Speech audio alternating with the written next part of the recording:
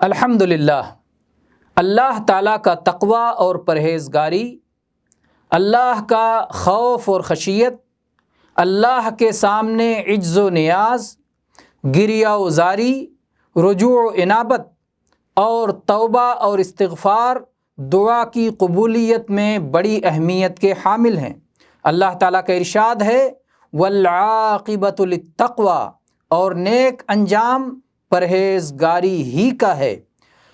اور واقع ہونے سے پہلے اور واقع ہونے کے بعد ہر وقت اللہ کے قضا اور قدر سے راضی رہنا چاہیے، یعنی اللہ کے فیصلوں سے اور اللہ کی تقدیر پر ہمیں راضی رہنا چاہیے۔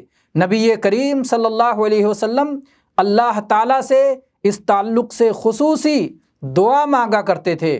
آپ صلی اللہ علیہ وسلم فرماتے وَأَسْأَلُكَ الرِّضَا بَعْدَ الْقَضَاءِ، یہ صحیح سنن نسائی کی حدیث ہے کہ اے اللہ، میں تجھ سے تیرے فیصلے پر رضا کا طلبگار ہوں۔